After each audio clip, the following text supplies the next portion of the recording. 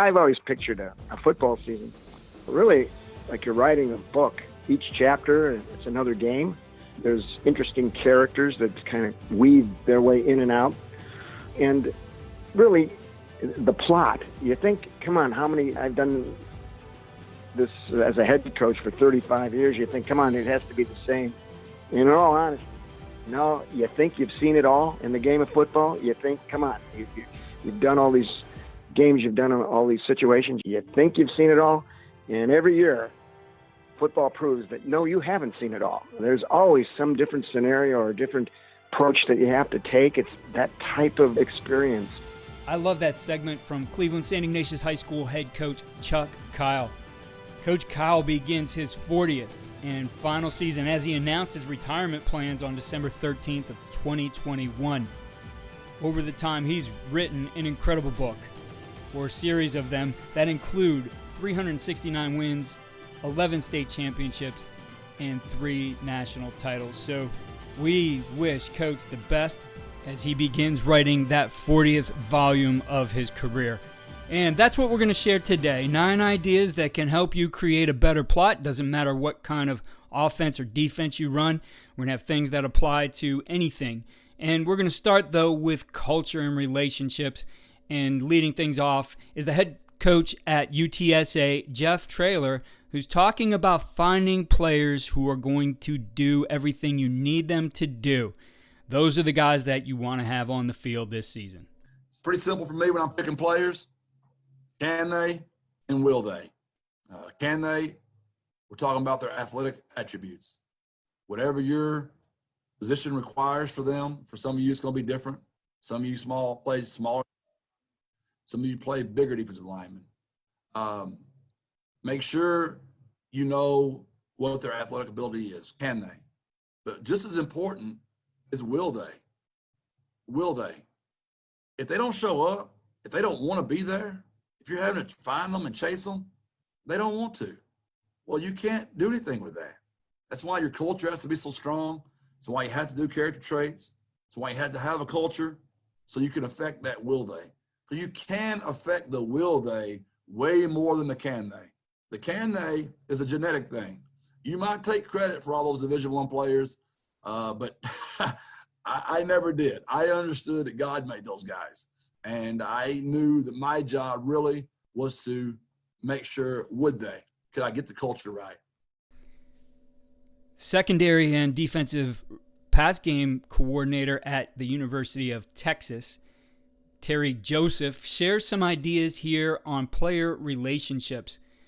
And it starts with the understanding that they know things, they understand things pretty well, and they want to have a voice in our program. So he talks about some things that help them create the buy-in that you're going to need to be successful this season. They know and they want.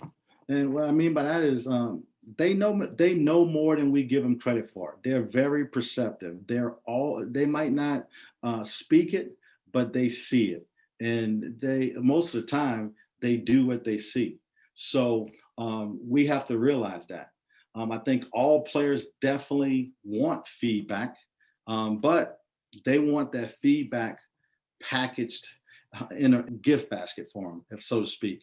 Harsh criticism, there's times for it, but I think there's different ways that you can give them feedback that they can benefit from, and then they can understand what they have to work on or what needs to be done.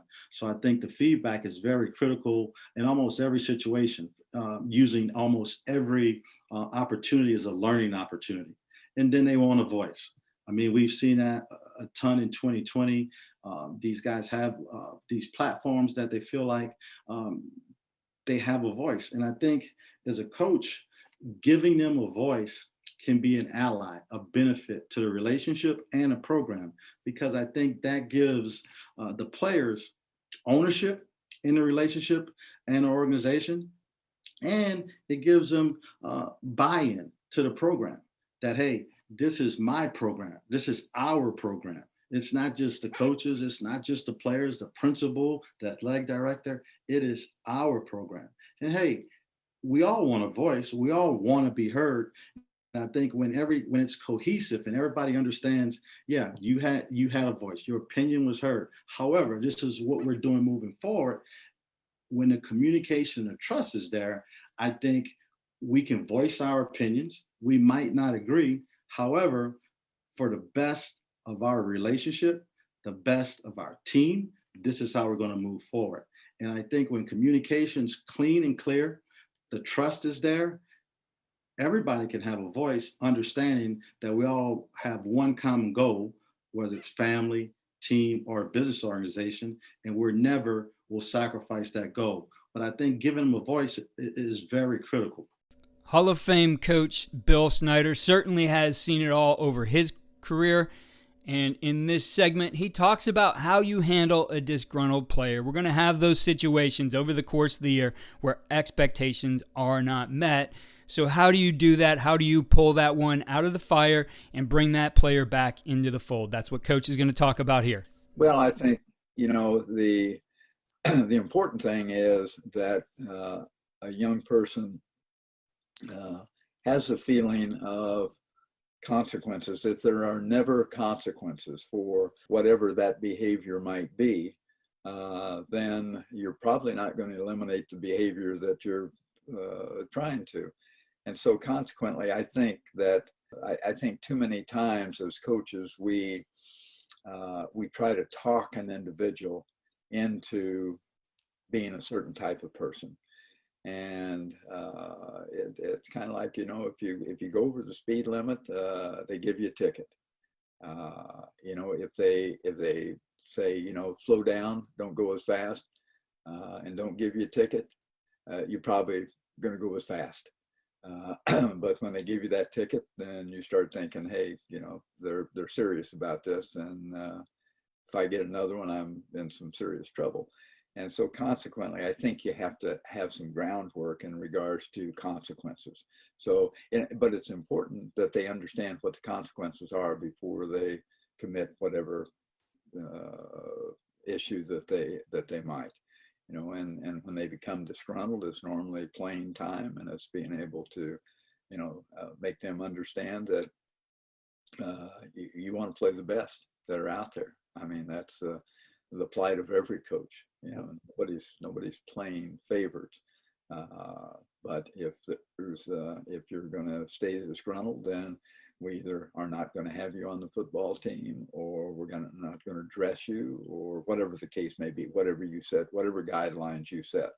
But nevertheless, I think you have to have guidelines for virtually everything, and then you have to follow whatever those happen to be, and whatever the consequences are, not being afraid to impart the consequences. I think sometimes, as coaches, we have that quote unquote star player, so to speak, and we're afraid to discipline that individual for whatever reason. And consequently, we allow him to continue to be who he is, and he's more detrimental to the entirety of the football team being there than he could be if he wasn't there. And so, placing the consequences, whatever they happen to be, in place, and it brings the attention of everybody else as well. They understand you as a coach are going to follow through with whatever guidelines you have established. Because too many times, and I've been guilty of this, to go back to that previous question, I was guilty of that, as a very young coach, that I would lay down the guidelines, but then when push comes to shove, sometimes I didn't follow through, when I should have, and that created more problems than it should have. Phil Longo once joked on the podcast that his playbook at home is as tall as he is, but his playbook with his team is as streamlined as possible. Over the course of the season, when you think about it, it's easy to say, wow, look at that play that this team ran against our opponent. We could do that. It's a slippery slope. I've done it before. I think it leads to confusion. And it's not just confusion for the players. I think it's also a little bit of confusion for the play caller. If something doesn't get reps, it's going to be hard for the players to be successful at it. And if it's something new, it's not always into your thought process. So it becomes a wasted play. So the best approach is to stay simple and make your plays as efficient as possible through coaching and refining. And that's what Coach Longo explains in this next segment. Everything starts with a philosophy. I used to think that stuff was a lot of BS. I thought it was all about X's and O's, but I do think to develop a culture like everybody talks about, or to develop an understanding of what you're trying to do offensively, you have to at least share what I think needs to be a simple philosophy. And I think the more wordy and the more complicated and the more sophisticated you get, the more there's a chance for things to be forgotten. And so we kind of keep everything offensively that we do, and that includes philosophy, it includes organization, it includes logistics, it includes X's and O's, and it includes technique. We want to be simple from front to back, from top to bottom. And every year when the season is over, we go through the same self-scout and self-evaluation process that I think a lot of people probably go through to try and identify critically what you're not doing well. And then you try to research and develop those areas so that they're better the following year. We go through that same process. One of the other things that we do is we go through a process of simplification. And when I'm somewhere for a while and we had the same staff for a while, we get some staff members at times that tend to roll their eyes and wonder, why the heck are we going through this again? We just simplified 4 verticals last year about as much as we could. Well, this year we're going to look at 4 verticals again. And if there's a way to simplify it, to make it even easier for our players, with one stipulation, we're going to do it. And that stipulation is we're going to simplify we're going to skim it down as far as we can, as long as it doesn't cheat efficiency. And so as long as we can continue to run the play as efficiently as we have, or greater or better, and we can still simplify it somehow, some way, then we're going to do that. And it's amazing. You just think you reached your limit. You can't go any further with a play. And then next year we have a new coach and a new idea and a new approach. And it gives us a way maybe to simplify this again and still be just as good at it. So this is really where we start. We want to be as simple as possible. We want to be as efficient as possible.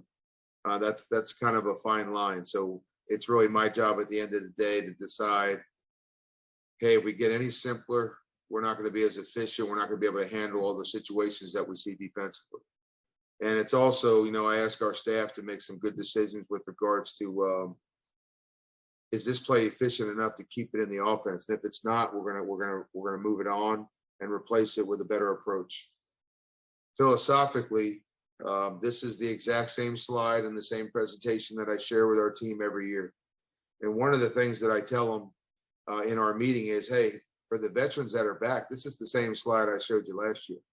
You don't. Geoff Dart is the head coach at Mount Union now, and he learned it from his mentor, Hall of Fame coach Larry Karras. You'll really hear this, and you have heard it on the podcast from anybody who's either coached at or played at Mount Union, that it's about players, formation, plays. And Coach Dart explains the philosophy in this next clip. Now, overall, offensive philosophy, and this was, started with Larry Karras many years ago, is players, formations, plays. So we're going to, use the guys that we have here to create our personnel groups, get them into formations, and then run the plays that we can be effective with and stress the defense. But going in a little bit more depth, we want to be a physical downhill run team, attacking the A gaps. Off of that, we want to have a high percentage pass game built in with, bubbles, smokes, quick throws, and screens that are all an extension of the run game. We want our quarterbacks to be able to take and make the easy throws. And, then we want to attack vertically in the pass game, whether that be off play action pass, RPOs, and we want to play with tempo. I think keeping the scheme simple allows you to do that. And when you keep the scheme simple and you play with tempo, you can ultimately create conflict of assignment, which is what we want to accomplish and put the defense, at least one defender per play, in conflict. Another thing that can really help you this season is getting the most out of your practice. And for Jim College, the new head football And for Jim Collins, the new head football coach at Wittenberg, that starts with core practice values. Coach has had success wherever he's been, and and a big part of that success is his focus and organization that he brings to his offense. For him, it starts with understanding exactly what they want to get out of practice, and he's done that by putting emphasis on those core practice values as he details here. Football games and to be successful. So we talk about core practice values, and I'm going to kind of jump back and forth a little bit when it comes to practice and what you're trying to get out of practice and as far as organization and purpose, and then the game planning part of it. But we talk about practice values, and really what we want to do in practice is compete on every rep. And I think that's so important that you put players in an environment where there's a constant competition, whether it's a routes on air drill where you're working to get 10 in a row before you move on to the next route concept, or it's one-on-one and you're keeping score and there's a winner or loser, or it's just at the end of the practice or the next day, you're able to tell your guys how many third and mediums they converted during practice and how much better or worse that was than what the goal that you have on a weekly basis is.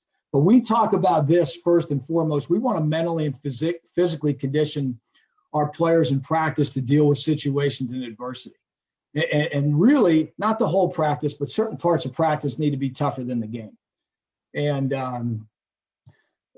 that's, you look at, and I always go back to just the best teachers you had in the classroom, and those the best math teachers you ever had, if you all remember, were the math teachers that made the homework tougher than the test.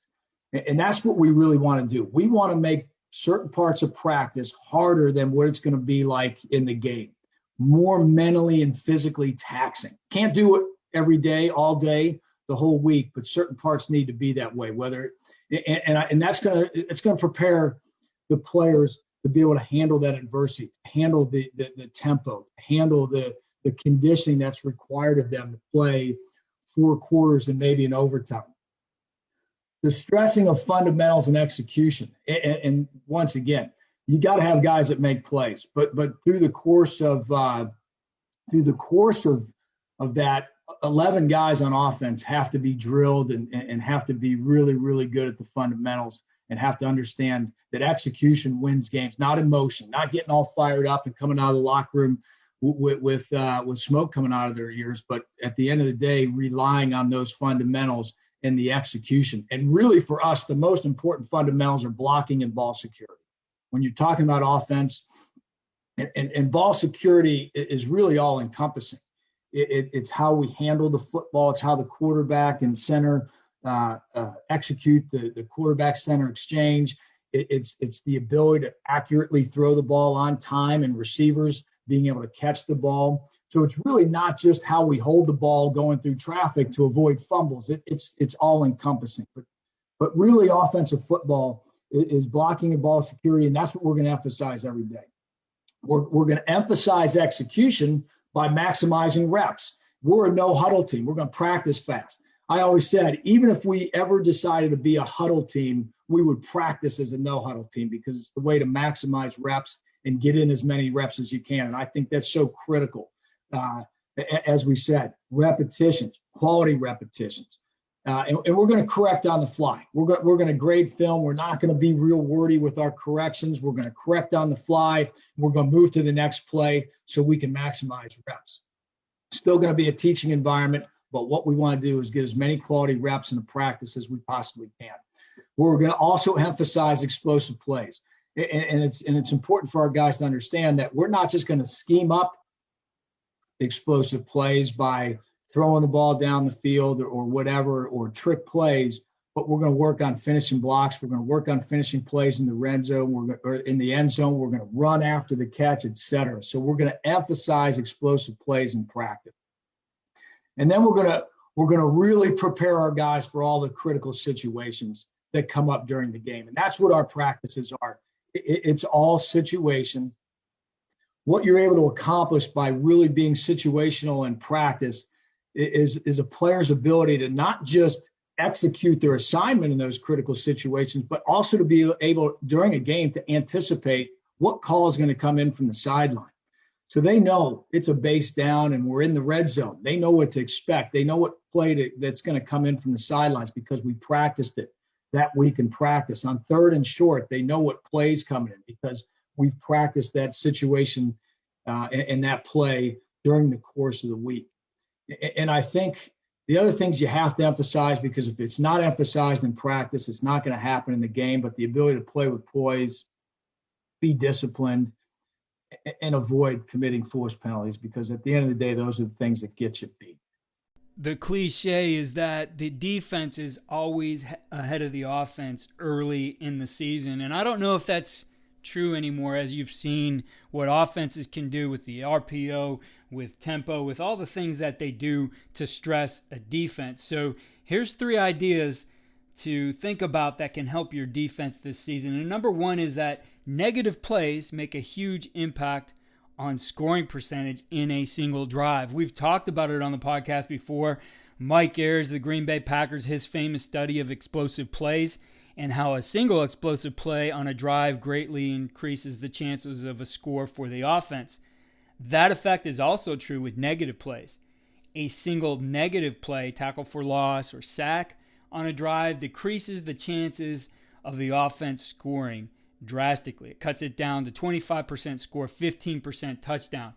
And it's basically the inverse of an explosive on offense. So in this next segment, Big 12 champion defensive coordinator Ron Roberts explains the percentages and how he thinks about creating negative plays.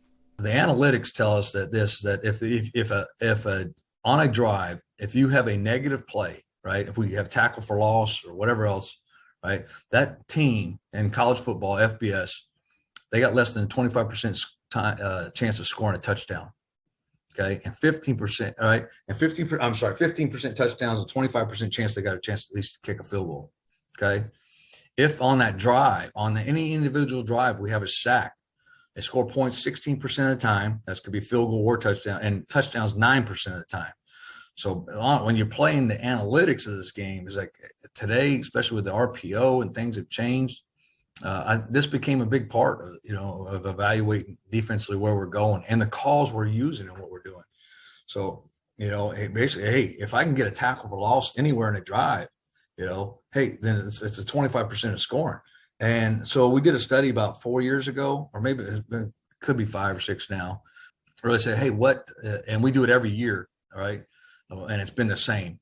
But about 6 years, I guess 5 or 6 years ago, we did a study saying, hey, how did we get TFLs? And we did it across all the top defenses. And really everything was this. I mean, people got TFLs. Either you had a dominant defensive lineman. I mean, a dominant. And at this level, he's an NFL guy. You got an NFL D lineman. He can whoop a guy, snack him off, make a TFL. Either it was just some guy whooping a guy, which didn't happen a lot of times, or it was on some type of movement or stunt. D-line was moving gaps, and we got a TFL, or we were run pressuring them, okay? And the same thing came down to sacks. A lot of our sacks are not – I think this year we have the 44 sacks. I think 6 of them were a guy came off the line of scrimmage, made a move, executed a move, and beat a guy. The rest of them were off of us. That was some type of designed way to attack the protection, and we got them. So that's big, and it's going to be big in how we call things, okay? So we do this on a daily basis, kind of with that. Every day at practice, after practice, we'll go off the last practice. This is a whole season stat, okay? But we would say off of practice, and then off of every game, we're going to count all the – hey, what's the total snaps? Well, because any havoc. Havoc is considered an interception, PBUs, forced fumbles, sacks, quarterback hits, TFLs, right? And what's our percentage of creating havoc? Okay, so we do it on a daily basis. We do it every Monday. We come in after a ball game. We're going to get it up, but we do it daily, and just to emphasize it and make sure we're counting it, rewarding it, and so we're really designing things off it. So the first one I'm gonna talk about havoc. Yeah, our bread and butter call is like tight 4. It's 2 4 eyes, head up, nose, and here was where we start. But there's no movement and there's no pressure, right? So if we play that all the time, we're probably not going to get a lot of TFLs unless we have a dominant guy. we're probably not creating those situations, and they're going to have a better chance of staying on track. And so everything we're designing is also, you have the base way to play things. When we want to put our cleats in the ground and be solid, play things, and then we want to make sure we have enough movement in our system, run like 1st and 10. What can we call it to get a TFL, make it 12, 2nd and 12 or 2nd and 10, and put them behind the sticks and get us out of there. Another thing that can help your defense this year is teaching your players to watch film with a purpose.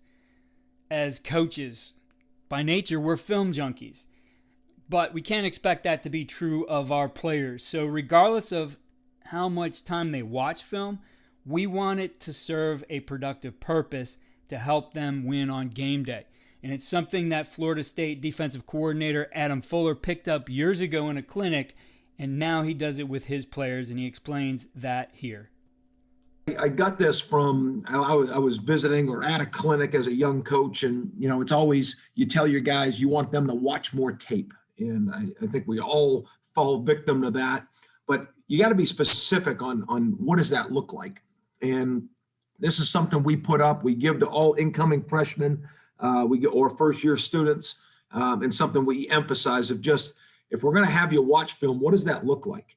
And so we give them kind of a detailed or broad description of what that looks like. So when they're watching their tape, for this clinic per se, it's going to be 3rd down, but always know the situation, the down distance, what type of football is it, 2-minute, 4-minute, red zone, and then make a call, whatever the call is, but put yourself in a physical call and then mentally align yourself, communicate out loud, feel comfortable being within the film room of how you're going to go through the film, and then go through your identifiable keys, your matches, and then play with some anticipation as you watch it.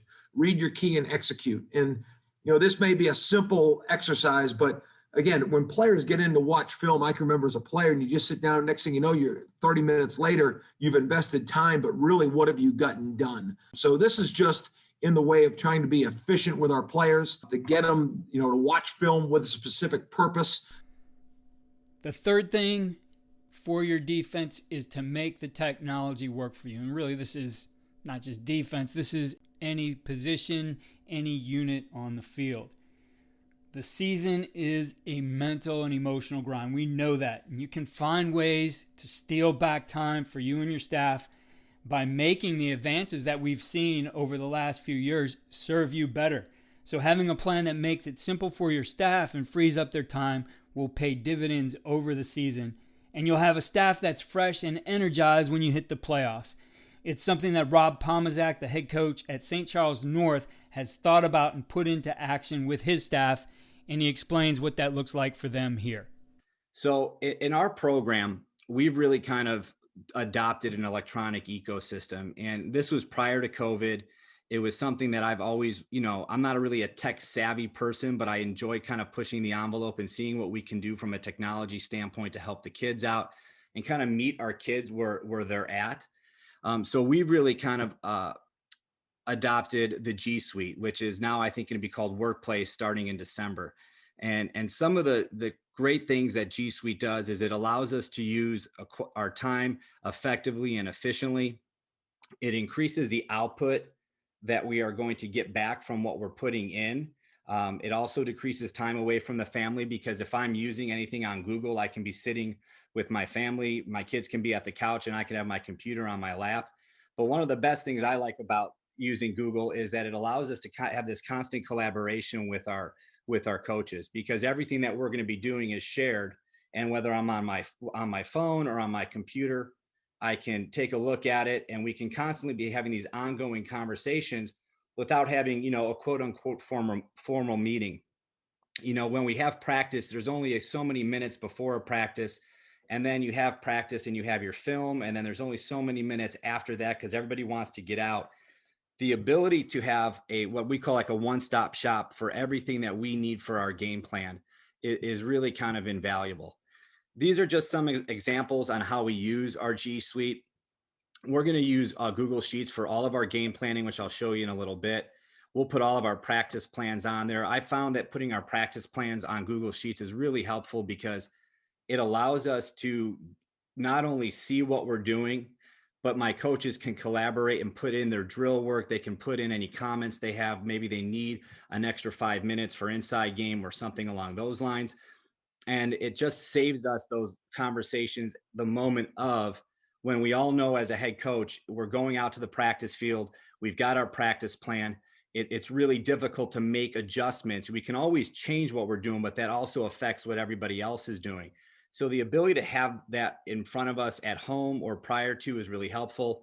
We'll use Google Forms for player evaluations, but when we're talking about game planning specifically, we're going to put our game planning quizzes on there. So we're going to take this game plan that we make on Huddle, and then we're going to pull some of that information, and we're going to make a Google Form quiz that the kids will take at midweek to see how they're learning, so that we have an opportunity to see if we need to remediate anything or maybe add something to the game plan because they just don't know it, or take something out because it hasn't sunk in. We'll use Google Classroom as our main mode of communication. One thing that I want to kind of stress, if you're interested in learning, is learn how to do a screencast. Screencastify is an extension of Google Classroom, and it's so helpful because you can screen capture your computer just like we're doing right now, and you can go through your Huddle film with comments. You can go through your game plan, and you can screencast that, and then you can send that to your kids, whether it's on Google Classroom or to their email. And the feedback that I've gotten from our kids has been really that's probably one of the best ways that they learn, because I don't have to be physically in front of you to be explaining our game plan. I can be sitting on my couch going through those nuances for you, and you could be doing this when you're comfortable, and you can go back to it as much as you want so that you can keep getting that constant learning going on. Google Meets for us is helpful, but I kind of stay away from Google Meets these days because it doesn't really allow you to have any. So there you have it, 9 ideas that can help you this season with your program, with your offense, with your defense. We start off our in-season series. We have 5 of those each week, beginning on Monday. We're going to have OC Office Hour, where each week we'll have a different offensive coordinator join us to discuss some of the games of the past week, as well as some ideas for adjustments and things moving forward. On Tuesdays, we'll have Dan Carroll, who's the defensive coordinator at the USFL Michigan Panthers, join us to take a deep dive on defense in an in-season series, looking at some of the games we saw. Again, how do things apply to us in practice and adjustments, and every week he's going to include a segment on defending option. We have the Mushroom Society podcast, where we're going to get into the details of how things are done up front and how we can work to adjust and keep our offensive line and our offense moving throughout the season. We have Steve Hauser joining us for Teach Tapes with a focus on special teams and technique, and he's somebody who does a great job on his @TeachTapes on Twitter, so he's going to share a lot of content and ideas with us. He was an analyst in the offensive coordinator position at Iowa State. He also served a similar position at Oklahoma State. And on Fridays, we'll have an interview with a master coach, somebody who has done it and had success. And we'll get insight into what they did over the course of their career. So be sure to join us for our in-season series, focused on things that are going to help you all season long. Follow all we're doing at coachingcoordinator.com. Follow me on Twitter at Coach K. Grabowski.